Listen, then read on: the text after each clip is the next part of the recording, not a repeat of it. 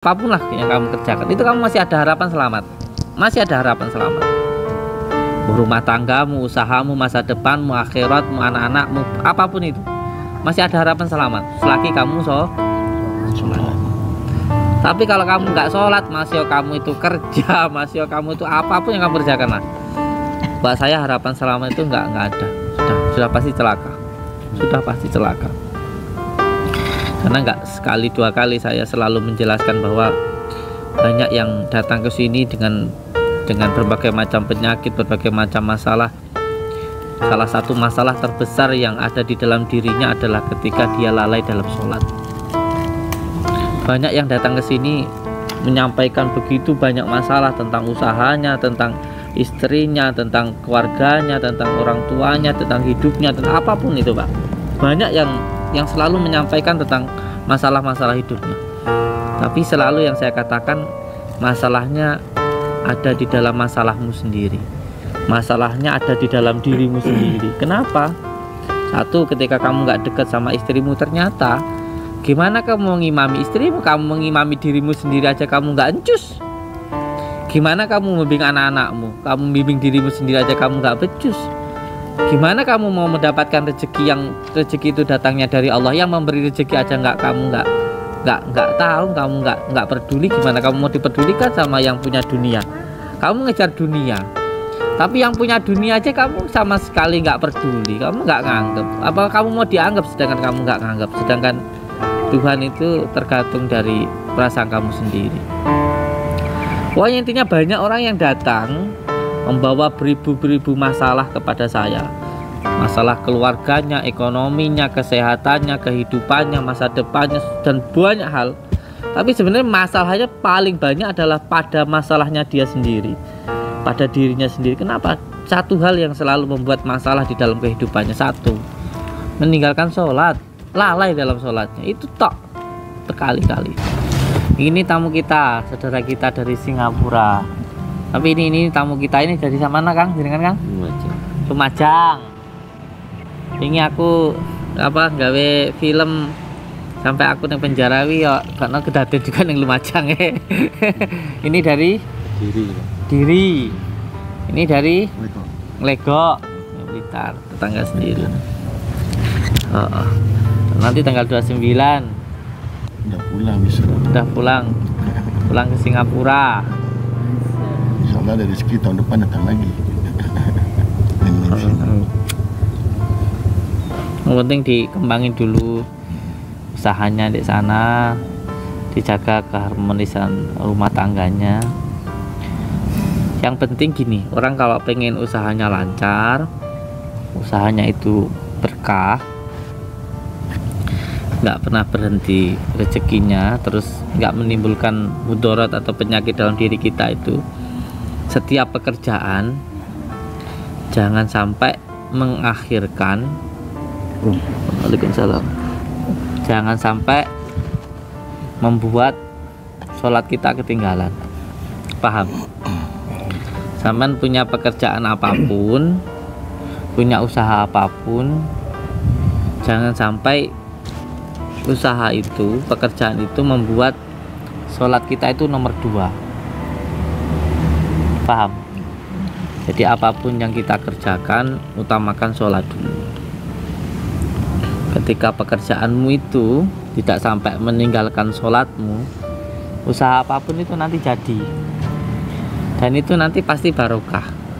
Tapi mbok sebesar apapun usahamu, selancar apapun bisnismu, kalau sampai itu membuatmu meninggalkan Allah, sampai kamu meninggalkan sholat, ya nanti hasil apapun yang kamu dapatkan dari usahamu itu nggak akan berkah. Ada aja masalah, mbuh moro-moro bojone moro ngentekne duwite lah, mbuh moro-moro ning omah gelutan ae lah, mbuh moro-moro anake sakit-sakitan lah, mbuh diapusi karo pegawene lah. Itu kan selalu ada. Itu yang pertama. Dan yang kedua, yang terpenting itu ketika panjenengan bekerja itu aja sampai mung mikirnya hasilnya. Maksudnya mamane sampean ngene, mamane dagang iki piro duwite piro oleh piro iku nomor loro. Sing penting niatno kuwi dienggo ibadah sik. Sing penting diniatno nggo ibadah. Jangan sampai sampean mau mikir hasil lah. Hasil itu sementing sampean ikhtiar ngono ae. Penting sitok niat aku penting ngambut gawe sing tenanan ibadah. Nah sing ketelu iki penting iki. Sing ketelu sing penting bojone seneng. Sing penting niat gue nyenengne ora tinggal liya-liyane lho ya. Maksudnya ora kok tinggal ning karaoke langsung barang kalori. Kayak niatnya tinggal bahagiane keluargane. Lek telu iki sampean cekel insyaallah ya dadi mergo kabeh perbuatanmu tergantung teko niat. Yang pertama aja sampai sampean kerja iki mau ngakhirne apa meneh auzubillahi min dzalik sampai ninggalne salat. Sing kepindho wong usaha mau aja mung didelok hasile. Aja mung ngejar bondone ae, aja mung ngejar duwite. Tapi yang pertama niatno iki mau kerjamu dienggo ibadah. Sing ketelu niatno dienggo bahagiane keluargamu. 3 perkara ini kalau kamu pegang ya insyaallah selamat. Dan nanti yang keempat itu yang penting tidak merugikan orang. Dan yang kelima yang penting apapun yang kamu kerjakan itu tidak menyakiti hati orang lain. 5 perkara ini yang insya Allah yang selalu saya pegang. Jadi kalau 5 perkara ini dipegang aman ya berkah ya tenang. Orang enak masalah. Enak masalah pun pasti ada solusi. Karena bukan sebuah masalah itu.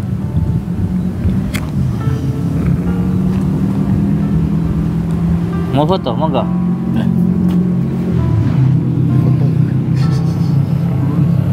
Kemarin tak ambil. Jam berapa Pak Solikin? Waktu maghrib. Oh, pas tak kira saiki. Aku buru-buru iki mau. Aku bar kok makam rono mulu ini. Undang mau. Pokok kudu. Harus. Lah ora kowe kok didemo karo Solikin ngono ya. Pah. Aku jan piye to cah ngono iki.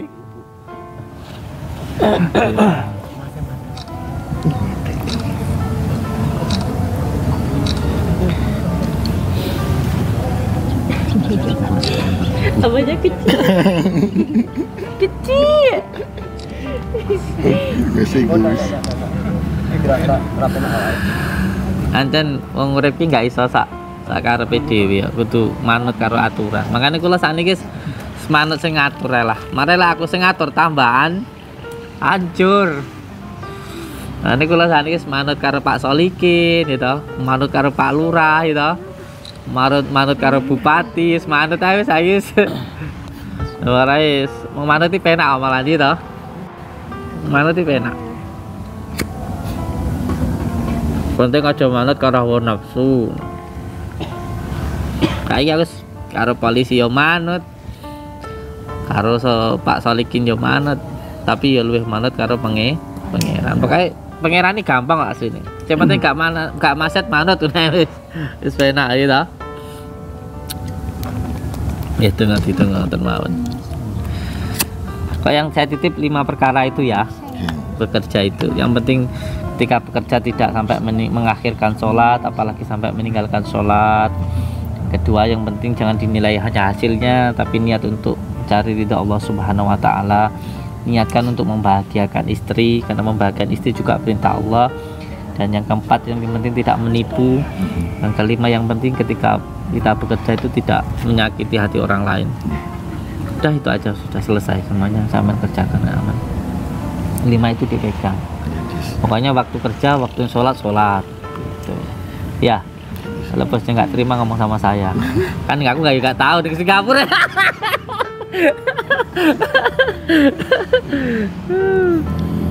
Asli Singapura ya. Iya. Alhamdulillah. Tapi kalau kerja sana tuh memang kalau waktu sholat nggak ada masanya. Kodok aja bisa. Kodok. Dikodok. Jangan. Panggangnya ya lepor. Piye tapor iki, Por? Dulur iki, Por. Tinggal dulu sebentar gitu. Bahkan saya kalau di kendaraan itu kalau lagi waktunya sholat kan, pernah waktu saya ditangkap itu kan waktu sholat, saya bilang, Pak saya mau minta izin sholat subuh, nggak bisa dengan di borgol itu. Akhirnya ya wes karo linggo sholat gitu loh. Dan di tahanan itu kan nggak boleh pakai celana panjang, cuman adanya celana pendek, nggak boleh pakai, jangankan pakai selimut, pakai baju panjang aja nggak boleh, pakai kaos sholat ya wes gitu aja. Ngono ae darurat tak lah piye. Senane kemampuannya kayak gini ada piye. Gitu aja di jalan ya, saya ditangkap itu ya sholat subuh di jalan sambil naik mobil sambil tanggal di borgol ya sholat. Pokoknya sholat itu jangan sampai ditinggalkan dalam keadaan apapun bagaimanapun keadaanmu. Bahkan saya berkeyakinan yang menolong saya ini pun ya alhamdulillah ya, sekarang bisa bebas itu pun ya karena masih memegang sholat. Orang itu selagi masih sholat masih selamat. Kalau sudah nggak sholat, buat saya apapun yang kamu kerjakan nggak akan selamat. Kalau prinsip saya. Tapi kalau saya salah, ya mohon maaf. Biasanya kalau aku sering diseneni kiai. Tapi itu prinsip saya. Selagi orang itu sholat, apapun yang dia kerjakan, selagi nggak maksiat loh ya, entah kamu kerja, apapun lah yang kamu kerjakan, itu kamu masih ada harapan selamat. Masih ada harapan selamat. Rumah tanggamu, usahamu, masa depanmu, akhiratmu, anak-anakmu, apapun itu masih ada harapan selamat selagi kamu sholat. Tapi kalau kamu nggak sholat, masih kamu itu kerja, masih kamu itu apapun yang kamu kerjakan lah, buat saya harapan selamat itu nggak ada. Sudah pasti celaka. Sudah pasti celaka. Karena nggak sekali dua kali saya selalu menjelaskan bahwa banyak yang datang ke sini dengan berbagai macam penyakit, berbagai macam masalah. Salah satu masalah terbesar yang ada di dalam dirinya adalah ketika dia lalai dalam sholat. Banyak yang datang ke sini menyampaikan begitu banyak masalah tentang usahanya, tentang istrinya, tentang keluarganya, tentang orang tuanya, tentang hidupnya, tentang apapun itu Pak. Banyak yang selalu menyampaikan tentang masalah-masalah hidupnya. Tapi selalu yang saya katakan, masalahnya ada di dalam masalahmu sendiri. Masalahnya ada di dalam dirimu sendiri. Kenapa? Satu, ketika kamu nggak dekat sama istrimu, ternyata gimana kamu mengimami istrimu, kamu mengimami dirimu sendiri aja kamu nggak encus. Gimana kamu membimbing anak-anakmu, kamu membimbing dirimu sendiri aja kamu nggak becus. Gimana kamu mau mendapatkan rezeki yang rezeki itu datangnya dari Allah, yang memberi rezeki aja kamu nggak tahu, kamu nggak peduli, gimana kamu mau dipedulikan sama yang punya dunia? Kamu ngejar dunia, tapi yang punya dunia aja kamu sama sekali nggak peduli, kamu nggak nganggap. Apa kamu mau dianggap sedangkan kamu nggak nganggap? Sedangkan Tuhan itu tergantung dari perasaan kamu sendiri. Pokoknya intinya banyak orang yang datang membawa beribu-beribu masalah kepada saya. Masalah keluarganya, ekonominya, kesehatannya, kehidupannya, masa depannya, dan banyak hal. Tapi sebenarnya masalahnya paling banyak adalah pada masalahnya dia sendiri, pada dirinya sendiri. Kenapa? Satu hal yang selalu membuat masalah di dalam kehidupannya, satu, meninggalkan sholat, lalai dalam sholatnya. Itu tok, berkali-kali. Masuk ini. Tapi kan sebenarnya saya malas ngomong-ngomong ya nggak tega, tapi harus diomong gitu. Termasuk ini nih, iya, suruh sholat sulit ini. Loh, sholat itu yang menjadi nilai utamanya loh, dari nilai 1, 2, 3, 4, 5 sampai 100 sejuta itu nilainya dari 1 dulu ahad, dari 1 dulu sholat. Kalau nilai satunya sudah nggak ada, 2, 3, 4, 5 itu nggak akan masuk hitungan, nggak akan bisa. Harus dari mulai 1 dulu, 1 dulu. Kalau tauhid itu titiknya. Jadi intinya orang itu sholatnya dulu aja. Kamu kalau bingung mau memperbaiki hidupnya dari mana, aku kok hidup kok begini, kok istriku begini, kok rezekiku begini, kok kesehatanku begini, kok aku bingung ngaji. Mulai aja dari 1. Nggak usah bingung kamu memperbaiki hidupmu, bukannya tambah benar tambah hancur. Kamu mengatur hidupmu, bukannya tambah benar malah tambah hancur. Mulai dulu dari benerin sholatnya dulu. Jadi saya itu selama di penjara itu ya satu yang selalu saya sampaikan, dan yang selalu saya kerjakan satu, perbaiki sholat dulu. Ya alhamdulillah selalu ada jalan, selalu ada jalan. Saya itu punya cerita di Polda itu, ada baru pertama masuk itu ada rajanya tahanan itu loh, premannya lah ceritanya gitu. Itu marah-marah lah intinya, wis nantang saya gitu. Ini cerita nyata ini, cerita nyata. Tanya ke anak-anak Polda sana masih banyak itu. Jadi saya datang itu langsung teriak, Samsudin penipu, nanti kita hajar, kamu keluar sini gitu. Tapi kan belum waktunya keluar kan, ada waktu-waktunya kan, ada masuk sel nanti keluar ada. Dan kebetulan ketika orang itu yang premannya teriak-teriak itu, baru sorenya, malamnya itu, paginya itu udah dimasuki di sel sama polisi itu. Nggak tahu masalah apa. Jadi orang-orang sepolda itu mengira saya itu sakti beneran. Karena ada orang yang datang tiba-tiba sudah dimasukkan di bawah tanah.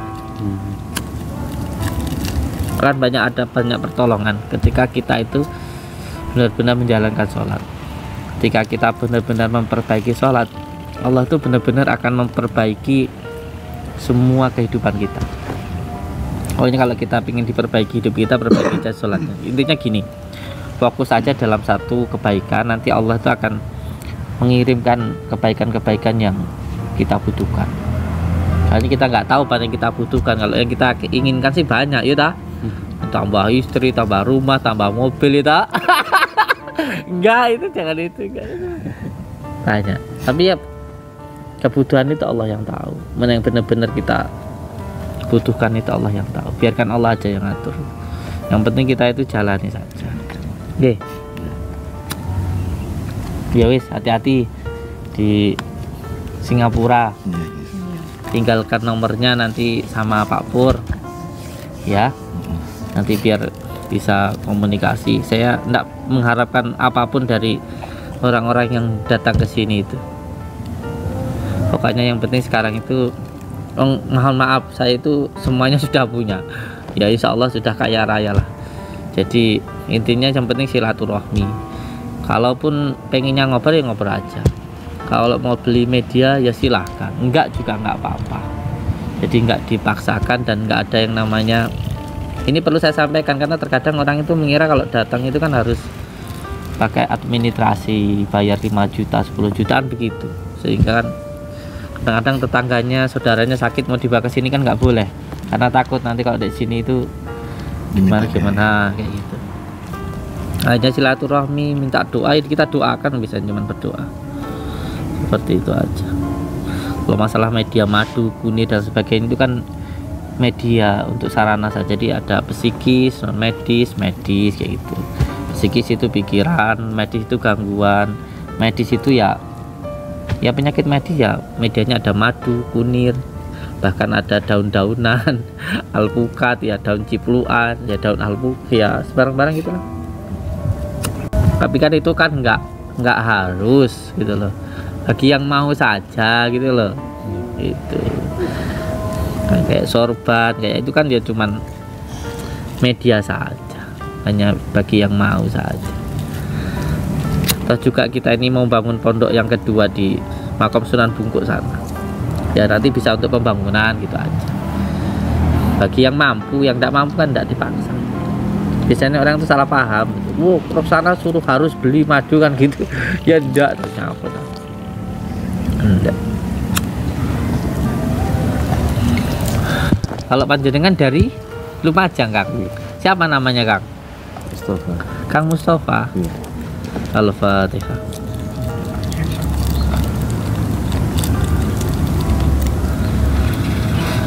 Nggih, Kang Mustafa. Siapa nama ibunya? Jasulia. Al-Fatihah.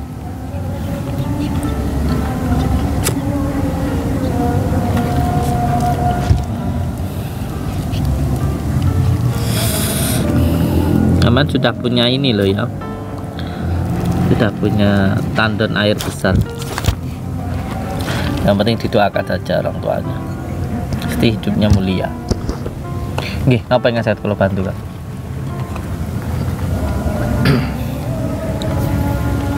Gini tuh guys. Ini ku masalah tandon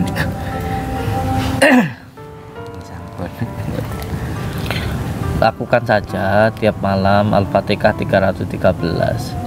Kalau memang ada waktu senggang, sering-sering di pinggir sungai baca surat Al-Ikhlas. Nanti akan terbuka sendiri. Setiap kesulitan akan ada kemudahan, dan insya Allah mendapatkan ketenangan dalam hidup jenengan. Pak, yang penting saya minta jenengan itu tenang aja. Kok tandanya wis gede. Sebenarnya tinggal nyambungnya nganggo paralane ya. Paralane itu bagi saya penyambung itu nggak ada yang lebih sempurna daripada orang tua dan sholat. Nggak ada. Selain dari dua ini nggak ada. Makanya gunungan di atas saya itu 3. Allah, baginda Rasul, orang tua. Makanya bangun jam 1 sampai jam 3 ini buat saya kayak harus. Nanti yang keempat itu baru ke diri kita. Kelima baru apa yang kita kerjakan. Itu yang harus dilakukan. Kita nggak bisa langsung ke Allah tanpa lewat orang tua kita. Kamu sholat tapi kamu sama orang tuamu nggak peduli, kamu nggak setiap bulan nggak pernah ngasih uang, terus kamu nggak pernah mendoakan, nggak akan jadi kamu. Kamu pengen bener-bener dekat sama Allah tapi kamu nggak mau torekoh, nggak mau sholawat, nggak akan bisa, sulit.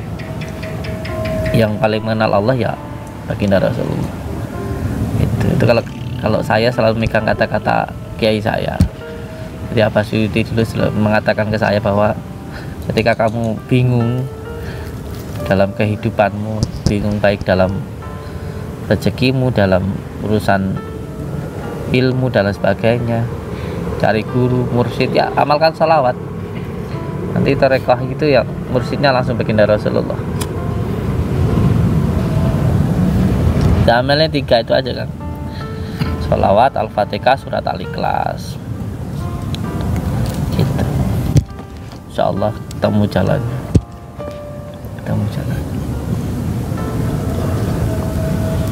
Oke, insya Allah tunggu kang ya. Saat termemauan oleh kula niku. Nanti insya Allah akan ada jalannya sampean kalau sampean tempuh jalan tarekoh ini. Kalau panjenengan mau pengen lebih lagi ke Malang, ketemu sama Mbah Munir, Muqaddam Tarekoh Tijaniyah. Tapi kadang-kadang sulit ya ketemu beliau ya. Kecuali kalau saya.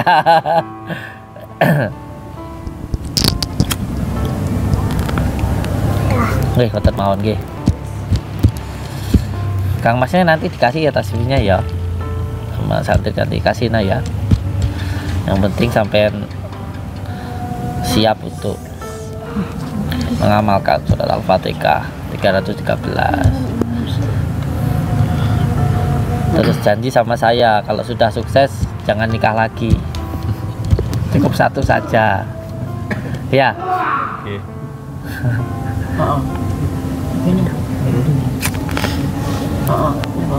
Sebab ujiannya itu saya juga mau beat anak-anak saya kok, sama lover-lover saya, karena nggak 1-2 sudah banyak kejadian yang mengamalkan amalan saya kaya, terus akhirnya nggak kuat dengan ujian perempuan, bahkan sampai ada yang meninggal dunia.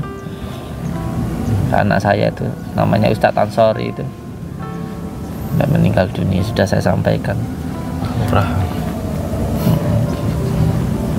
Ujiannya memang berat, termasuk kemudian juga ujian.